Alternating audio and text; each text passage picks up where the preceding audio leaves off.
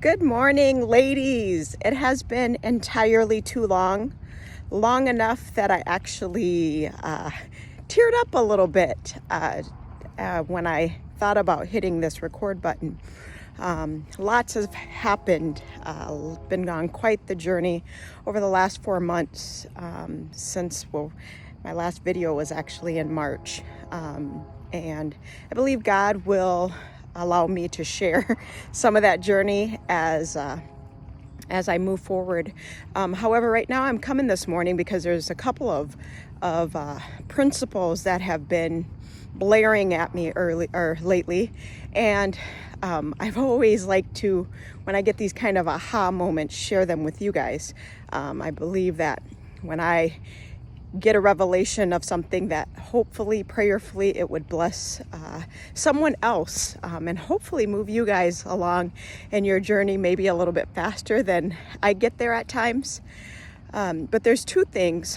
One aspect is our emotions, and the other is our words. And I was listening to a message this morning, and with I've got a ton of notes written down, but one of the things that urged me to actually pick up my phone and record is the power of our words. As women of God, we hear over and over and over, well, at least I have, the power of our words. Proverbs 18:21, that there is actually life and death in the tongue. But what really struck me this morning that the pastor was talking about, her name is Stephanie Ike, I think is how you pronounce her last name.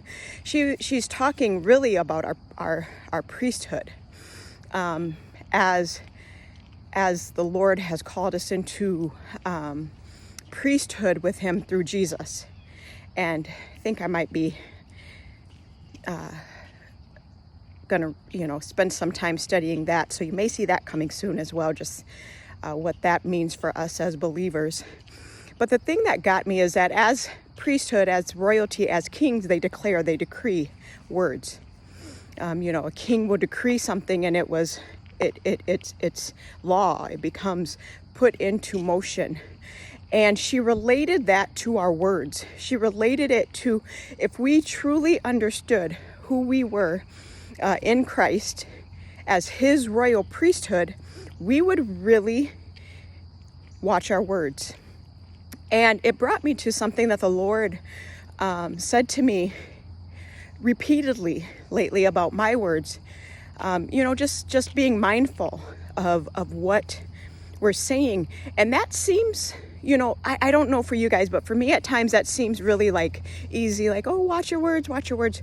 But one day he said to me, he asked me, he said, how much of what you pray for do you curse right after you pray for it? How much of what we're asking God to do for our family, for ourselves, for our finances, for health, and where emotions comes in is, for me anyway, what I found is that my words that would could potentially cancel out that very prayer that I prayed would usually come from my emotions. I would put out a prayer, for someone and want to stand, on that word. But as soon as I got angry, you guys, the Lord showed me I was actually cursing the very thing that I asked God for. I was cursing. I was literally tying his hands. The word says that the prayers of the righteous availeth much. At times we feel like it can be so cliche because it's prayer. But that is the answer to so many things.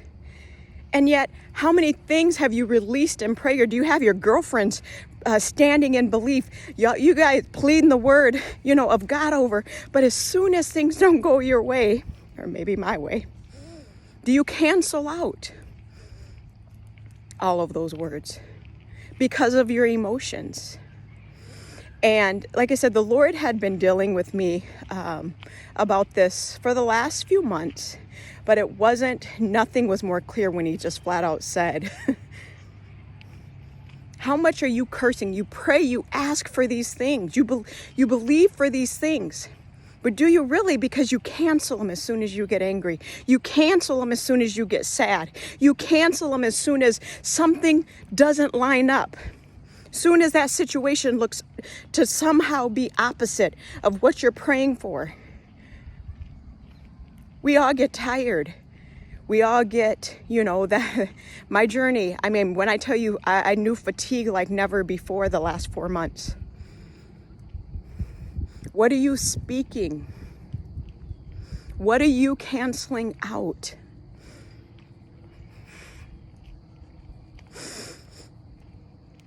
What are you canceling out? What does God want to get to you? What does he want to do for you? What have you been asking and pleading for him with? But then you're turning around and undoing with your own words. He's been dealing with me on this. Like I said, I got it this morning. I hear it repeatedly, but the revelation of our priesthood in combination of our words really just ministered to me this morning.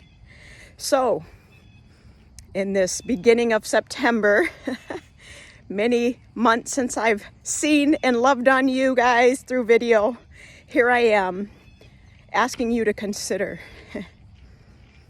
One, do you really believe who God says you are? Because as priesthood, which he says we are, then we have to be mindful of the power that we have in him through our words. Ladies, don't let your emotions overrule. Don't cancel out that which you are actually praying for, that which you are asking God for. Be blessed. I'll be back soon. Miss you guys. Love you.